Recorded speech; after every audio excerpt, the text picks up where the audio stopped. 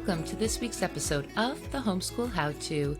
I'm Cheryl, and I invite you to join me on my quest to find out, why are people homeschooling? How do you do it?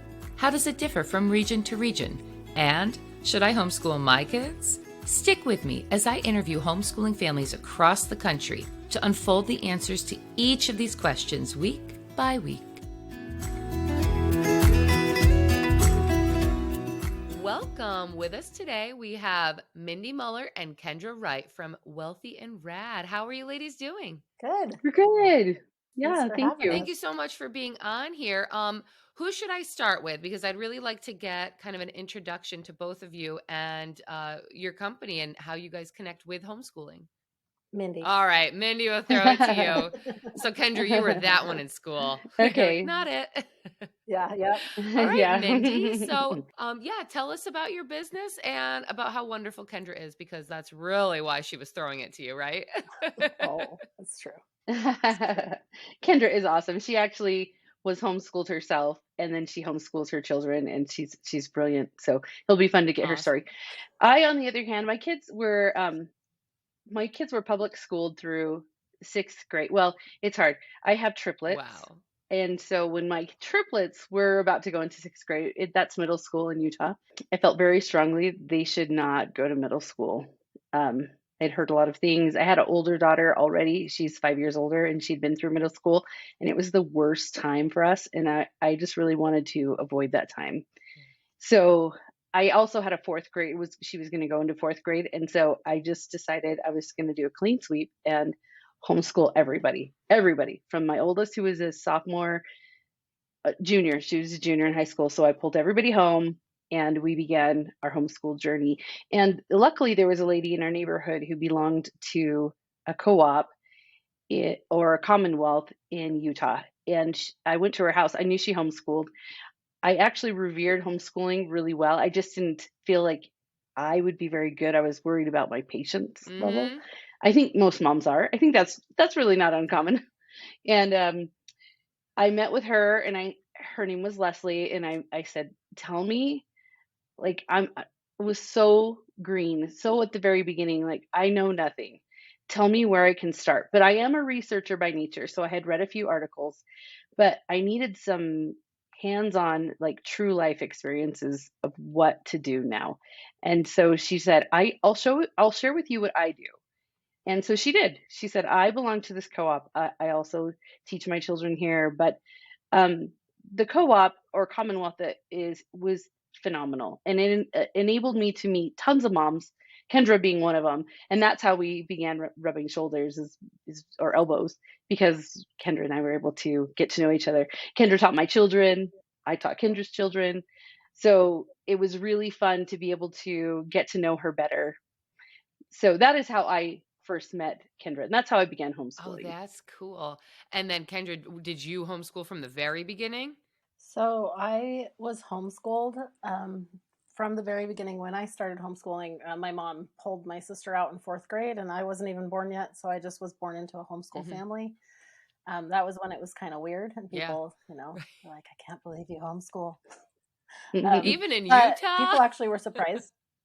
Even in Utah. Even people in were actually Utah. surprised, because my mom was really good at socializing us, like we were involved with lots of activities and we knew a lot of people.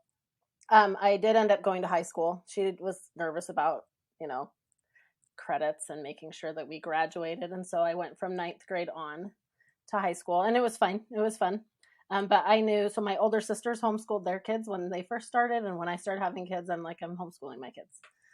And so when we first started, my daughter was in kindergarten. We lived right by an elementary school, and I'm like, I'm not quite ready. So I sent her to kindergarten. It was like 2.5 hours a day, half day kindergarten. And then I got myself ready, kind of prepared what we were going to do that year and the next year. And then I just dove into it right after that. So I have 5 kids, a girl that's now 20 to a boy and then 4 boys from 17 to 10. Wow. And we have loved it. We've loved it. They've all homeschooled. My older 2 are graduated, and I just have 3 more that I'm homeschooling. So it's been awesome. I have a lot of questions. I try not to write them down Okay. because I want to pay attention, I want to make sure I remember them all too. Okay. So your transition, you said that you loved it. Like you were happy that you did high school in a traditional setting. Did that, when you decided to homeschool your kids, did that weigh into your decision at all? Because you did enjoy being in a high school. Were you worried that you were taking anything away from them by homeschooling them for high school? So I didn't go into it thinking I would homeschool them through Hmm. high school. I totally thought, oh, by the time they're in ninth grade and it starts to count, right, and they need to have the credits to graduate, then I was going to put them all back in.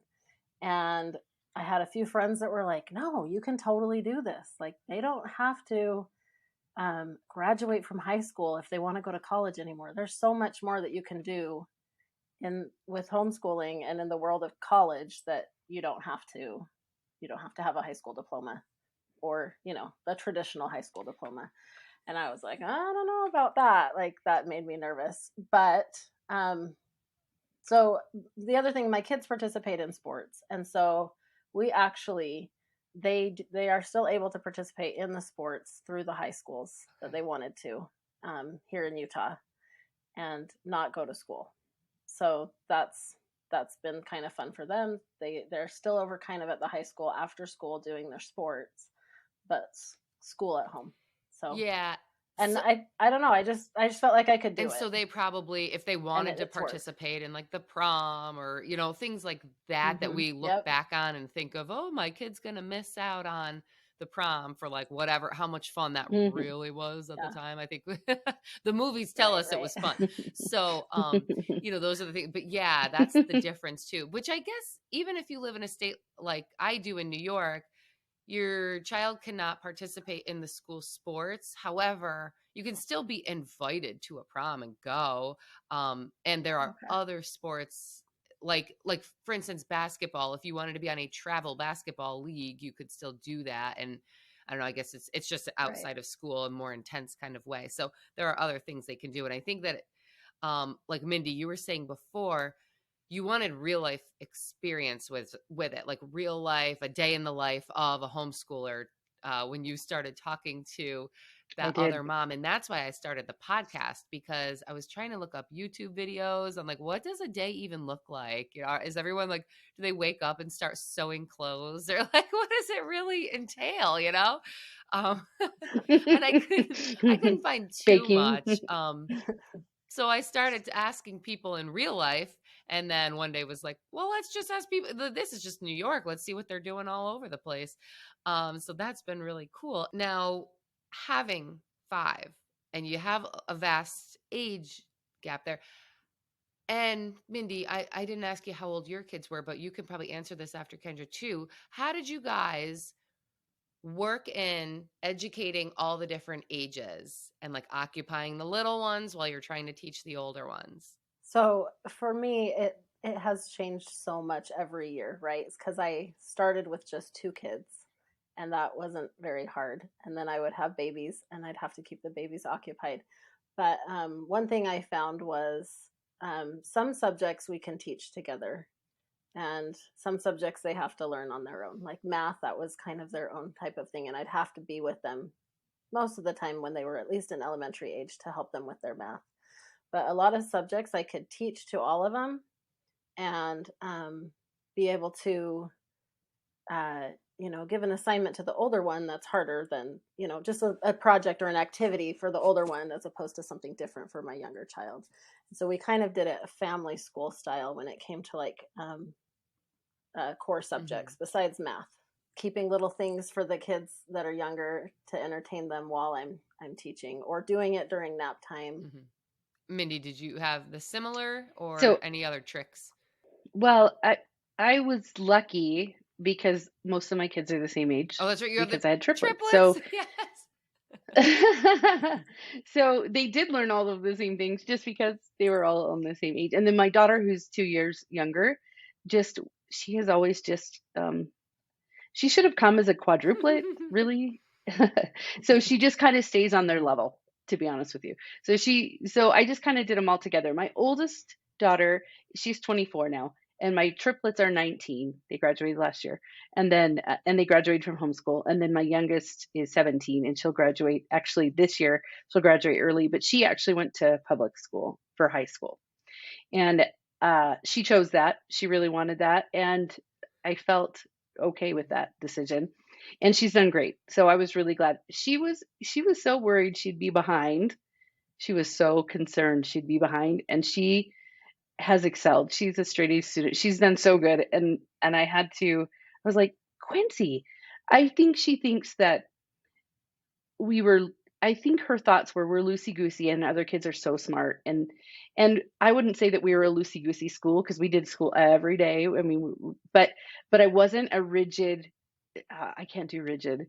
And so, so we had a plan, but the plan was so flexible.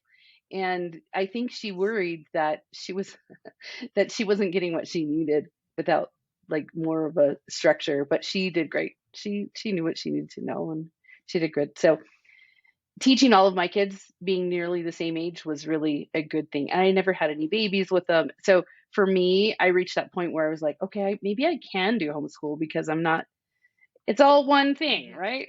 I just, everyone gets sixth grade. Everybody. So it made it easy for me. What sort of curriculums did you pick or did you like or not like throughout the years? I reached a point, there were some curriculums we would do.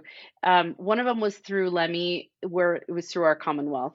And so my kids used that a lot. And then I would just supplement with different things. For math, we did, shoot, it's been long enough now where I'm like, teaching textbooks. We did teaching textbooks. Okay. Yeah. Yeah, I did teaching textbooks. And then a lot of it was my creation. Whatever I was like, okay, we're doing this. I really want you to learn cursive and I really want you to learn these things. And this is really important subject. We're going to learn about this one. We're going to learn about that. So I wasn't opposed to ever learning it myself to be able to teach it. And I think that's huge because before I ever really like got into homeschooling, I was like, I am not going to be one of those people that sits there and prepares the lesson plans for the week or the year. I was like, that's just not me. I don't have one, a desire, or two, I don't know, like the wherewithal to even know what they would need done. But even my son is only 5, so we're like just getting into the kindergarten year.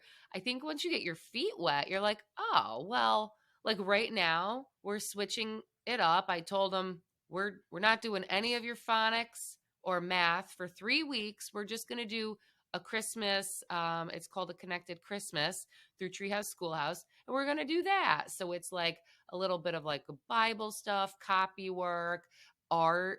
We talk about paintings, a little geography and a book and a craft with it. And it's been really fun. And I'm like, all right, this was me changing it up and playing it. Cool. So it sounds so intimidating. Oh, but once you're in it, it's not. You like, and then there's always people that are going to be like, well, I'm doing this curriculum and that's amazing. And I'm doing this one. And, and you're always going to feel like you're not doing the best one. But the best one is just the one that you two have fun together with. And you've got like 12 or 13 tries because they go from kindergarten to 12th grade. So you have all these different tries. And then if you really hated it, throw it out and get a new one, or just revamp it to what your needs are. But it sounds way more intimidating, I have realized. And when you're actually doing it, it's not. There's so much help out there, so many resources. Oh, I totally agree with that. Yeah. Yeah. So any curriculums that you hated? I don't that you would not do again? Oh. Kendra, you probably have better. So I don't want to rag on curriculums. There's one curriculum. Because we have one a language arts curriculum that my kids, I think it is designed for girls that love to be artsy and crafty. And I have 4 boys when we started it, and we just threw it out. I was like, I can't. This is so cute. You don't want to say it? My daughter would have loved this, but I shouldn't. All right. All right, I'm not going to say it. Girls. It is a great curriculum for girls and like boys that love the artsy side. But yeah, Your boys want a little bit more there's Boy definitely been Scout. curriculums that I'm like, yeah, well, they like want to be outside most of the Yeah. time anyway. So I just think it's so good to realize something and be like, I don't have to stick with this, Yes.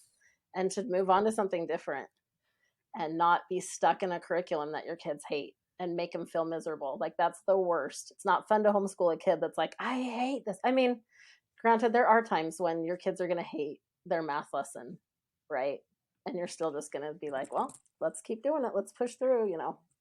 But some curriculums aren't worth keeping if it's not enjoyable. Yeah, like there, especially in the homeschool community, there's so much with like the unschooling that's, oh no, just we let them kind of learn whatever they, feel like learning that day, and we'll delve into that.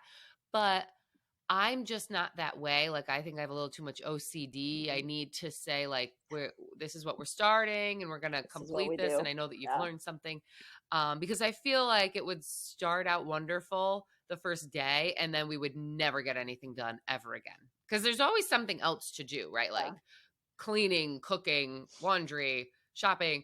So yeah, I need the like we have to sit and do this. But yeah, so you do have to initially get over. I think for my son, it was like this is the new way we're doing it.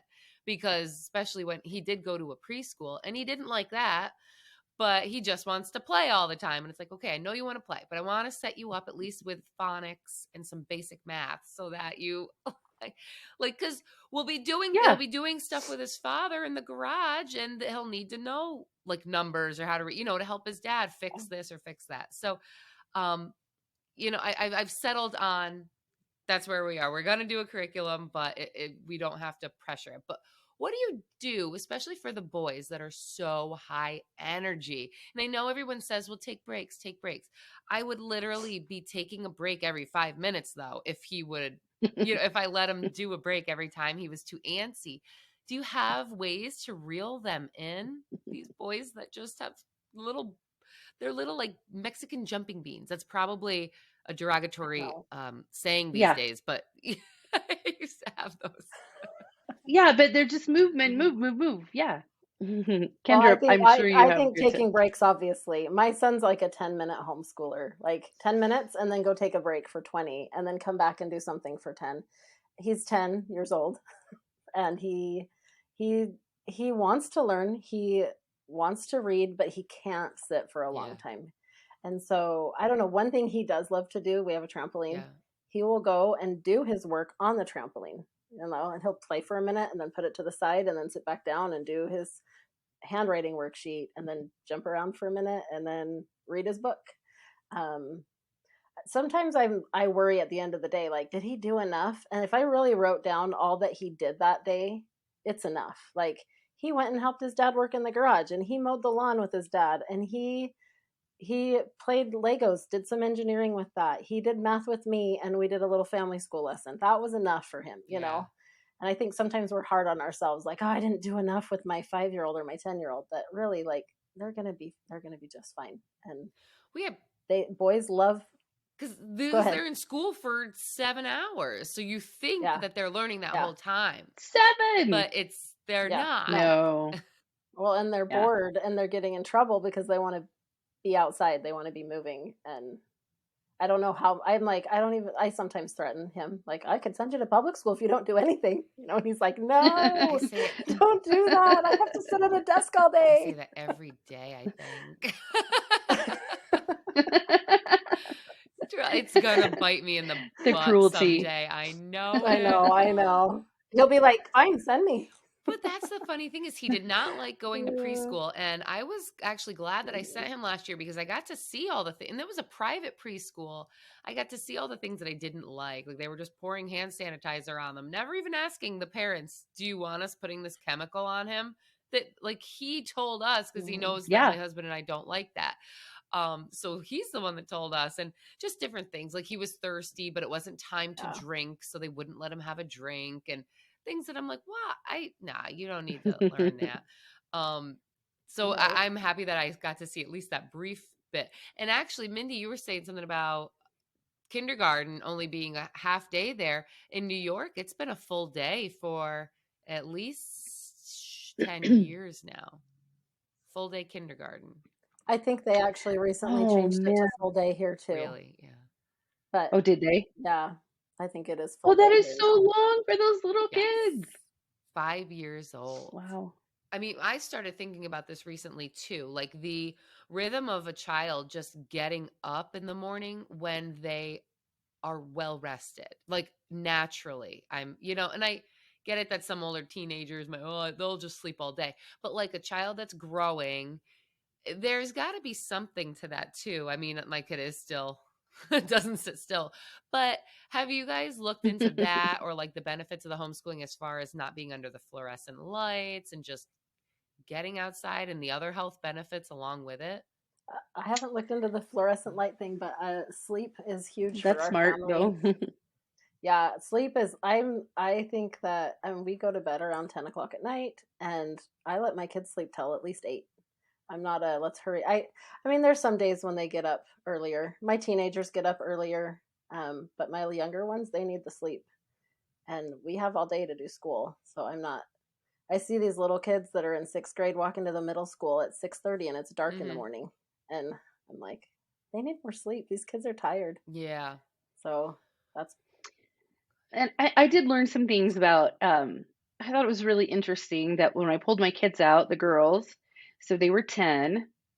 So my triplets are 2 girls and a boy, and my youngest is a girl. I have 4 girls and a boy. Kendra has 4 boys and a Oh, girl. fun. So, um, so those girls, when I pulled them out, we did school. We would do it, and school is really, it was more structured, like time wise, not necessarily activity wise, but we do school from 9 to noon. That's just kind of how we worked.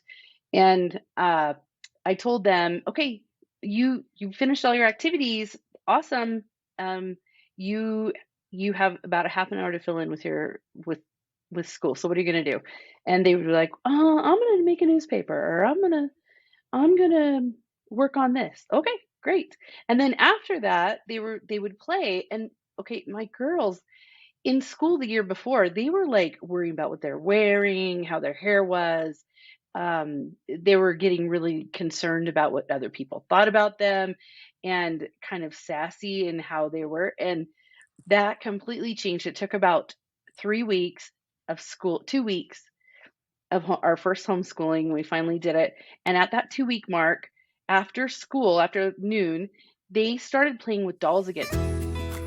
Hey friends, thank you for tuning in this week. If you have listened to my podcast for any amount of time, you know that I will only work with affiliates that I actually use myself. And why do I even have to work with affiliates? Well, podcasting is not free. As much as I would love to continue to do this and not interrupt your listening experience, it is important to me that when I do have to interrupt, it is for something fantastic and also something that you would spend your money on anyway, because if there's anything that I hate, it is being a saleswoman. I was really seeking a company who is based in the US and has products that I use anyway, but maybe in a healthier version. And I have found the company. Earthly Wellness. They make all of their products from all natural ingredients.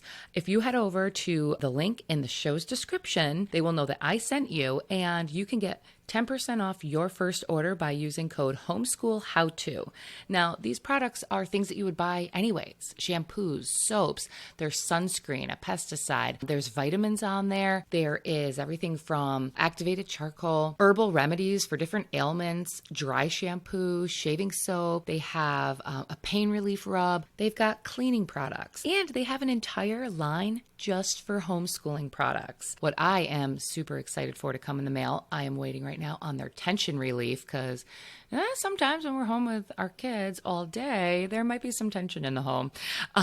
But they have all natural ways of remedying that. So I would really love for you to go check out their website. You can go onto the show's description at Earthly Wellness. Don't forget to use code HOMESCHOOLHOWTO so that you can get 10% off your first order. As always, thank you so much for listening. Have a great day.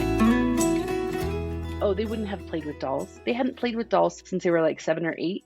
But because they didn't have the pressures of what they should be playing with or what wouldn't be cool, they totally played dolls in my family room for hours. And they did that for years too. I remember reading Little Women, and the youngest one was 13, and she was saying how she played with her doll. And I was like, what in the world? What 13-year-old plays with their doll? Like, my kids wouldn't even play with their dolls. And then I got it. Like I saw it and I went, "Oh my gosh, this is how." They don't have the influence. They don't have the influence of others' um, views pushing on them at all. They're in a completely accepted state. You are accepted as you are in this school of our home. And so they've never had to meet expectation of social, any kind of social, expectation other than being polite. I mean, there's obviously social acceptation, acceptability in a family, but to be able to see how they weren't influenced on what they would like to do was really eye-opening, so eye-opening for me. So that was a really cool thing to note when we began. Yeah, and I think for myself, just thinking back to like, oh, let's get this boy to like you, and what are you gonna wear, and what girl does he like, and you got to start Yes. to dress like her. Mm-hmm. Yeah, and then getting that competition with the girls, and that was before social media, so I cannot imagine what So it's it's like even like worse now. now. Hmm. I cannot imagine. I mean, yeah, I feel awful for the kids that are going through it with they'll just never know what it was like to not Oh, have completely. these apps and Snapchat and whatever else. And how do you guys navigate that with your kids? Screen time, do you allow any, some? So we do have a couple of like curriculums that we use. Their math is online, so that kind of stuff is just school.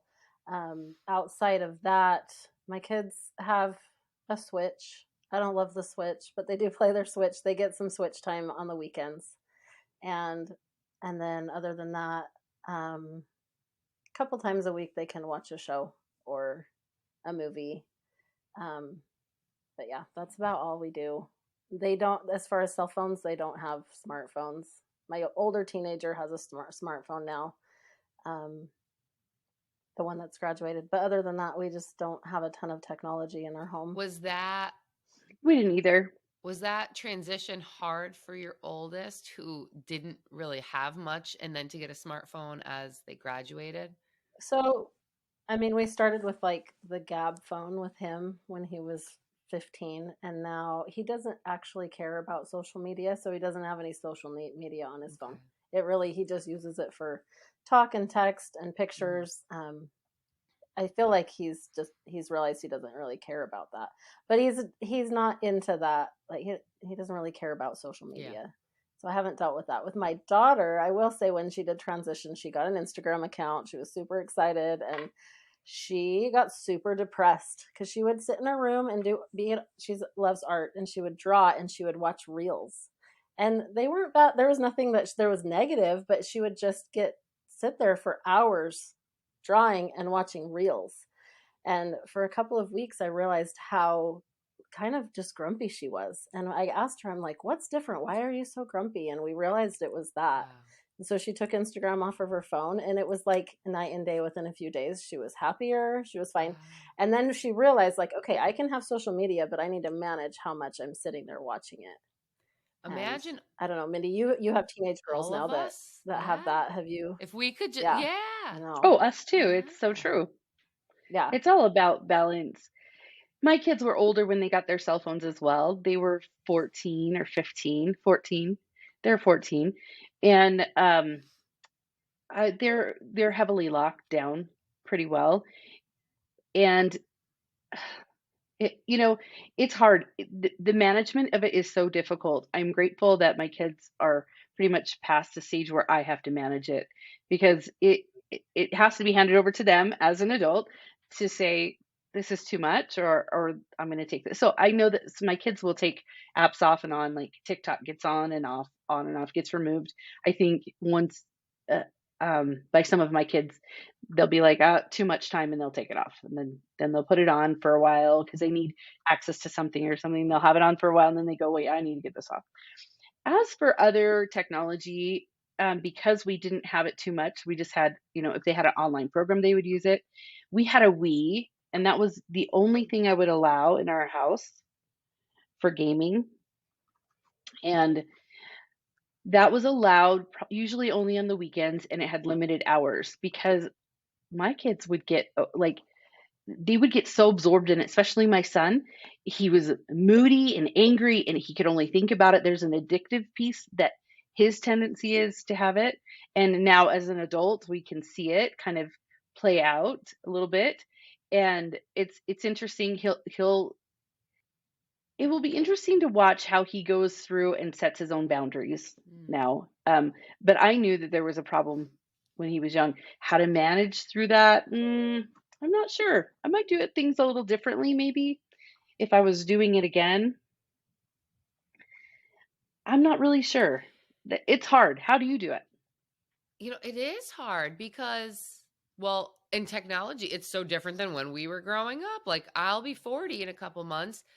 We had a Nintendo, but I don't remember my sister or I ever being obsessed with it. It was just like there, you'd play some games, Super Mario Brothers, I don't know, Duck Hunt, and then you went on with your day. Yeah. I did watch a lot of TV, a lot of like Full House, Saved by the Bell, Family Matters, those, Nick at Night, that sort of stuff. Same. The TVs were always on in our house. But now, like we have like the Rokus for all the TVs. So it's not like you can just turn the TV on and have it playing like in my sister's house or my in-laws. It's just kind of always on as the background noise. So that's good. But my son, if we do something one day, he asks for it again the next day. Like, oh, this is our new routine. Like if I had to add the TV on during breakfast so that I could get something else done or whatever, he'd be like, well, can we do that again? And he'll remember, so it's almost like you got to break the cycle or not start the cycle at all. And if he gets on a game, like he does this farming game on his iPad, and yeah, you really if he does it one day, the same time the next day, well, can I do that now? Can I do the farm game because I'm done with my schoolwork? And it's like, well, you should want to go outside. And he is a big going outside kind of kid. But it's also cold here now. It's state New York. No, it is hard in the so winter. It's like, okay, go out. It's dark. Yeah. It's 4:30. It's dark outside right now. It's terrible. Getting dark. But yeah, I'm still navigating it and I don't really have any other video games in our house, and obviously he doesn't have a cell phone at 5, but I'm sure there are kids that do. And it's like, you don't want them to leave you at 18, like never having been on an, social media app, because then they'll go nuts. Like I remember those kids in college that never drank before they got there. And then they're just wild and crazy for the whole year. But you want them to be wise about it. So that's something I'm still navigating too. So you guys met up through, you called it a Commonwealth. Is that the same as a co-op? Basically, yeah. I don't know. I only belong to a Commonwealth.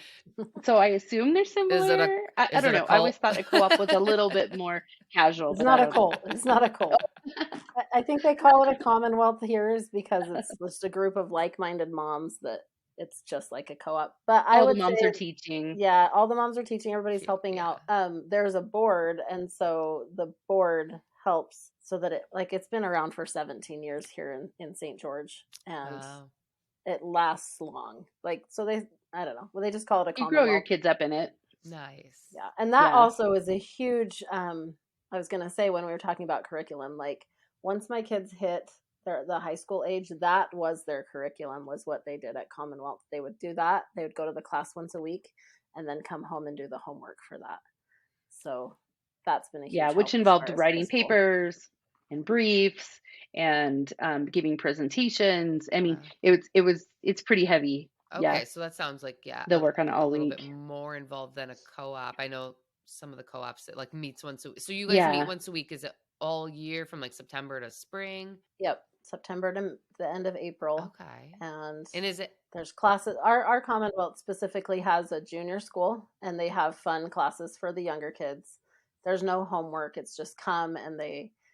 Right now we're doing like unit studies. So we just did a whole unit study on exploration, like exploring the United States and different kind of explorers, Lewis and Clark. And anyway, so that was for the younger school. Obviously different classes are doing different things, but that's the class I was helping out with. And then we call it our scholar school for the kids 12 and up. They take certain classes that help them. Our Commonwealth actually does a graduation. So last year, my son graduated with 9 other kids in our Commonwealth, and it was really fun, really, really cool opportunity. Nice. So then, lots of families. How many families? There's 30. Wow. Yeah, 30 families. And how did you guys tell us about Wealthy and Rad and how you guys came up with that and what it is? Okay, Mindy, go ahead.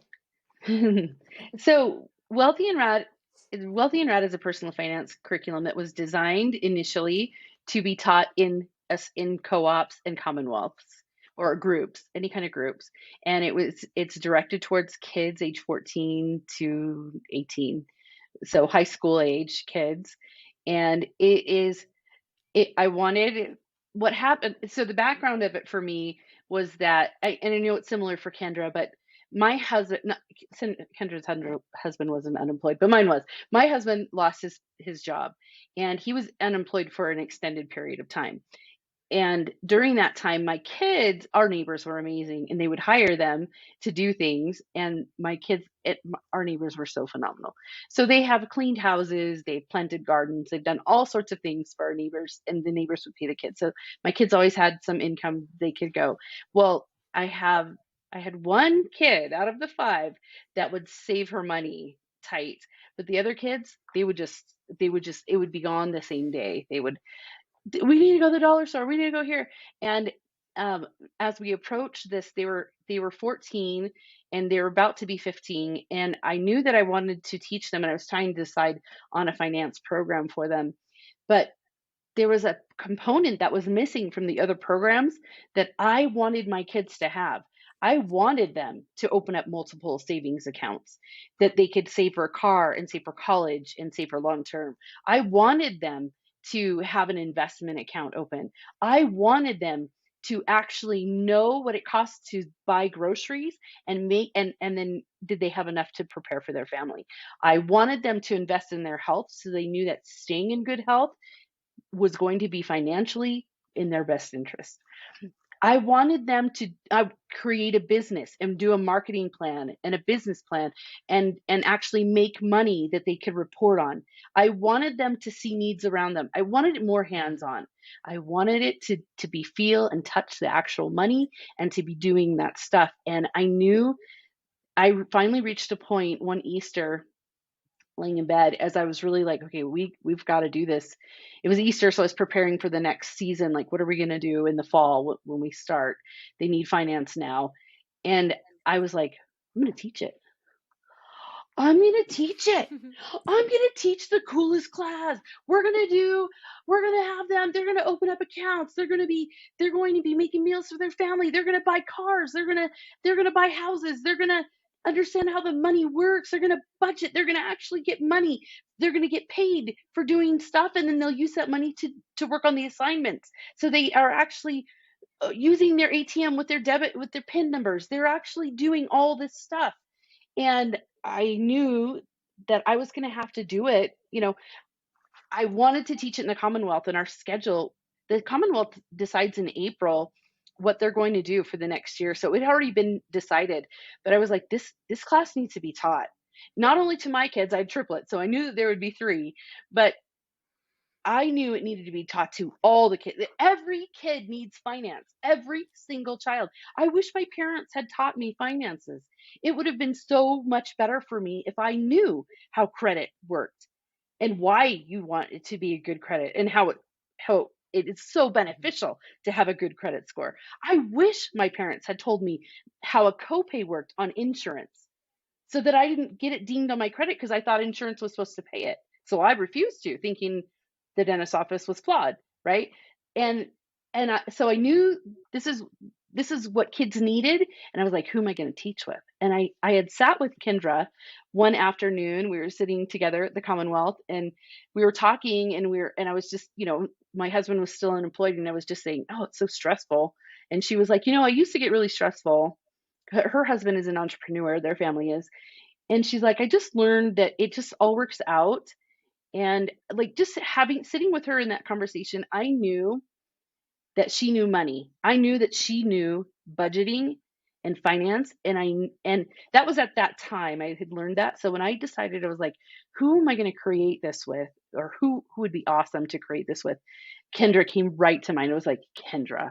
She, like, I was so excited. So I called her up and I was like, Kendra, I have an idea. And she was like, oh, I totally need this. I want to do this. In fact, she told me, Kendra, you tell your part, but this felt good to me when she said, they asked me what I wanted to teach this year, and she wasn't teaching anything, which is rare. You teach, you know. And she said, I didn't want to teach anything. And they said, well, if you were going to teach something, what would you want to teach? And she was like a finance class or something. And so it was so funny that I was like, oh, okay, this is it. This was meant to be. Wow. So what's your story, Kendra? Yeah. So yeah, when I met Mindy at the Commonwealth and we were talking, and she called me, I think it was the beginning of the summer. She said, "Do you want Yeah, to do this?" And probably. I had been asked, like, "Hey, will you teach this history class?" And I was like, "Yeah, I don't know a ton about that time period, but I guess I could do that. I don't know." I was super wishy-washy about what I wanted to help out with. And when she called, I was like, "Yes, that's exactly what I want to do." I love finances. I love helping people with their finances.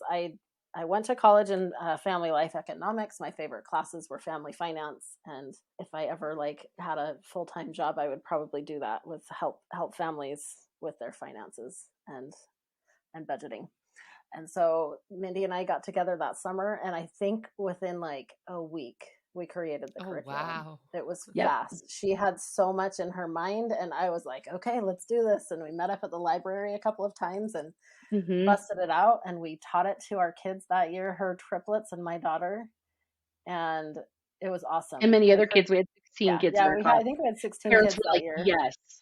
Oh, how cool. So with this particular class that we sell through Wealthy and Rad, it is through for groups. And then eventually we decided, well, we need, like, not everybody has a group. We need an independent study. And so actually 2 years ago, we developed independent study. And so it's pretty much the same curriculum. You're just doing it at home. Within the groups, you actually get paid. So the parents pay for your class, right? They pay the 150 per semester for the class, and then we actually pay the kids for doing their assignments. When they do their assignments, they get paid. Then they have to budget it. They have to save. They have to donate. They have to put some in their checking, and then at the end of the year, they actually invest all their money into an investment account, and it's super fun. And the kids love it. There's so many hands-on activities. One of them is to they have $10. They have to go find an outfit. Like, they can go to a thrift store, or they could go to Walmart or whatever, and they have to find an outfit and come to class the next week wearing what their $10 outfit was. Some people bought a shirt. Some people were able to like buy a shirt. Actually, I think it ended up being $16. They had $16 to spend, but bought pants and a shirt and shoes from a thrift store. And they came and they showed the class. We had a fashion show, and it was super fun. But assignments like that, where we give them a grocery list and we tell them they need to go to the grocery store and buy these things, and they have to go and write the prices down for all of them. They don't buy them, obviously, but they write the prices down for all of them, and we see who, cost comparison wise, like, oh, you guys went and shopped at Kroger and you went and shopped at Walmart, and how much was it at these places? But just fun hands-on activities. With independent study, you don't pay yourself for the class, but usually if you're taking the class, you have a job, and so you could go do those kinds of activities. If you don't, that's okay. You're still learning. We have great books that we have the kids read throughout the semester. There's 6 books that we read. Love the books. Awesome books. And then this last year, we actually created a Wealthy and Rad Junior for kids 5 to 11. Really? Just to help younger kids start thinking about what to do with their money, instead of just every time they get money, they go to the dollar store and buy a crappy toy that breaks within a few weeks or a day. And that was really fun to create this last summer. We did that. Oh, it's a fun one too. The activities are fun. It's just an immersion to money. The first really solid, they can make money envelopes. They're doing origami money. They're setting up lemonade stands or some other method of selling. They're doing auctions. It's really fun. Fun in a family setting for a whole family, or fun in a group setting. It's a really great, simple. The lessons are all planned out, so it's really easy for teachers, and just it's hands-on learning fun. That's so awesome. I completely love this and I agree with you so much. And it's funny, parents that want to homeschool but are scared to, they think of things like, well, I'm not going to be able to teach my kid the quadratic equation or who all the parties in World War One were. But it's like, all right, well, one, what do you need the quadratic equation? Do we use that now as adults? And two, how easy is it now? You look up who was in World War One. You know what I mean? Like we can learn that as we're teaching them, like Right. you said earlier. And things like how interest works is not taught to us in school. And that's something that everybody No. uses. Everybody, like whether you have a Yep. credit card or a mortgage, or even just how a mortgage versus rent really work, and like what you would need to go from renting to buying a house. And things like a car, like my sister's kids all graduated from, a good public school, I quote unquote, you know what I mean? Like, but my nephew still didn't know how to write an envelope. Like he got a ticket. He was going to mail cash. He just didn't they never taught him this stuff in school. And it's like, these are the things that we do need to teach our kids. It doesn't matter if they know the quadratic equation or not. What are the real world things that they're going to need? So her three kids, all of them go through vehicles, like instead, like buying a brand new vehicle, then selling it, then buying the next one. And I'm like, have you guys ever sat down and looked on paper just the taxes when you purchase the new vehicle? Oh, That yeah. tax money does Mhm. not get Oh, deducted when you sell it. You don't get that back. So you're spending the tax money. And if there's any closing costs on the loan, and then if you get rid of the loan or pay off the loan before, sometimes I know if it's before the 3-year mark, you get an additional penalty with it. That's ding. never talked about in school. If it is talked about in school, it's a very specific class, and it's not like Yeah. really, And not everybody's not taking it. everyone's taken it, and it's not delved into. It might be Yeah. brushed over. It's not like this where you're saying, all right, go take out a loan, or let's pretend that we're the ones taking out the loan. Let's Mm-hmm. read through the bank documents, and that is just Yep. really Yeah. huge. So kudos to you two. Uh, Thank I you. I had a cousin who was sharing. She did a podcast for a little bit, and she was sharing on her podcast. I was listening to it, and she was like, "We just bought a home, and I literally knew nothing about how to buy a home. People, they would say like, what are closing costs and what, like all this lingo. She had no clue. She's like, I didn't learn this. I never learned this. And I had no clue what I was doing. Thankfully, they had a realtor that was honest and good with them because she had no clue. And that's when the independent study came to me. I'm like, this doesn't even need to be for homeschoolers. This can be for anybody to take this class. We have a whole unit on buying homes. We have a whole unit on insurance and just the lingo that they don't learn. And then all of a sudden they're expected to go out into the world of being an adult and they don't know those words. Yeah. There's a whole They don't unit on understand them. college. Yeah, a whole unit on college costs, a whole unit on housing, a whole unit on inflation, whole unit on compound interest and how it works for you, how it's your best friend, how it takes time to grow. I mean, it it's it's so phenomenal. These kids, everyone has to have it. If it's not ours, it needs to be something. Yeah. Well, the Yeah. conspiracy theorist in me would tell you the government's purposely not. The Rockefellers, when they wrote the curriculum for the public schools, they purposely left out that information. They do not want Yep. an educated public, especially about finances, because then that will, you know, um, impact the Oh money that yeah, that you they can keep make. them poor. Yes. Yep. Yeah, for So sure. yeah, Yeah. so it's up to us to empower ourselves and our children in this. And you're right, it can be at any age. It can be at 5, as what we talked to our son about. And even my husband and I, we sat last week with a financial advisor, or maybe an investment, I don't know. But to say, can we survive on one income? And there are just so many things that we don't Yeah. even know about or have like our ducks in a row about. Like we know, okay, we should make a will. What would even go in that? But it's like, why? And anybody that has a kid should have a will, or a way to say, like, if something happens to my spouse, what do I do? What finances, one, do I get?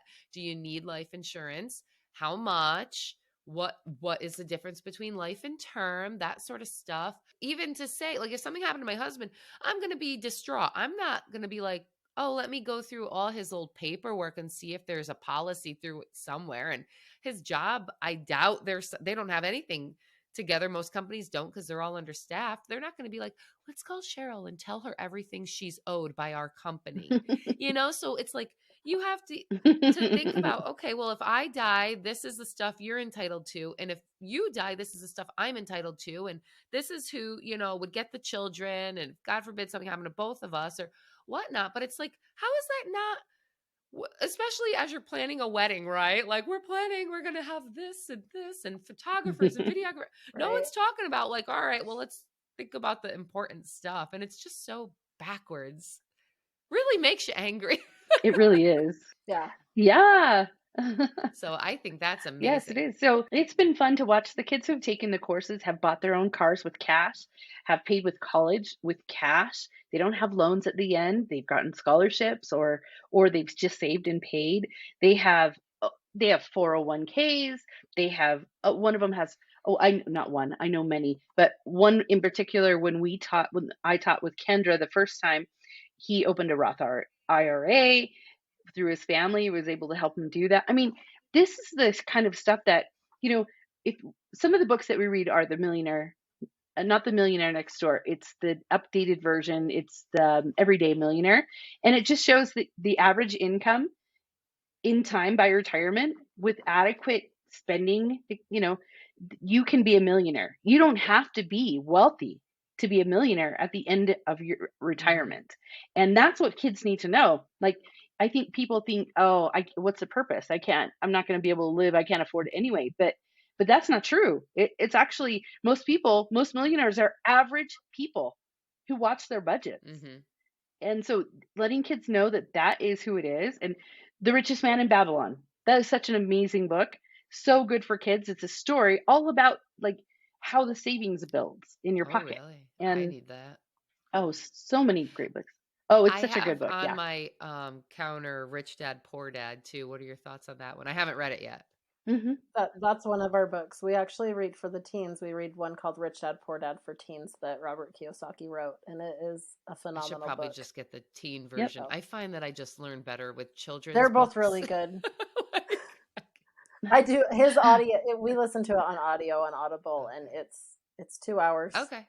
Awesome. It's a great yeah, book, I have to side myself up for that one because it's been sitting there. I keep looking at it, but I'm like the type of reader that I open it up at 10 o'clock at night and a paragraph in, I'm asleep. One day in my retirement, I will have time to read. And at that time, it's going to be too late. It's a scary kind of world right now with the economy and the dollar. I know I worry about, is the dollar going to collapse?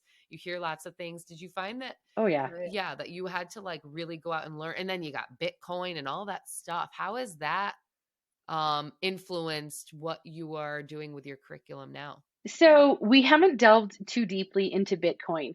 We do actually have it listed as a presentation. So the kids will give they have to research some different things. There's like there's a specific year of penny that is kind of valuable. So they'll research that. They'll research all sorts of different things, the stock market. So, but one of them is Bitcoin. So we'll get a presentation that the kids have provided for us on Bitcoin. That's about as deep as we get on Bitcoin. Specialties for that. So hopefully what this class will do is ignite interest that will cause kids to delve into opportunities for learning, because there's no way to cover everything, but it can cover a solid basis for kids. Solid. And then any specialties, they can go and research. Yeah, that's cool. Are you? Yeah, I've had kids teach the class that like love the idea of Bitcoin, and the boy that taught our presentation last year, it was phenomenal. It was like, oh, I want to learn more about this because he was passionate about it. Whereas other kids, like, they don't even want to go there. Or, entrepreneurship. Some kids are like, I'm going to start my own business. And some are like, no way, I'm going to work for others. And it's just fun for them to like at least test it out. We had a kid that has no desire to ever start his own business, but he's so smart and he wants to be an engineer, and like he already knows what he wants to do, but he tested out being an entrepreneur for 2 weeks while we did our entrepreneur unit, and he learned so much. And he learned he doesn't love it at the same time. Like he doesn't want to own his own business. But then there were some kids that were like, this is what I want to do. I love it. So I think it's a fun class for them to kind of see what they're passionate about. And that is something I think we lack in the public school system. I know for myself, it was never like you can start your own business and this is how. It always seemed like something unachievable. Right. And think about you can be a plumber and start your own business, but you still need the basis. You can be an engineer and start your own business. It's like, it's everything, an artist or anything, a dance teacher. Anybody can start their own business, but I feel like the public school system a lot of times just makes it seem like, one, not an option, or two, very unachievable. And it's actually achievable at any level. And then to know all the possibilities of, all right, well, what could I start? But it's like the basis for all of them. Hey, open up a checking account. This is how contacting clients works. This is record keeping. This is the advertisement part.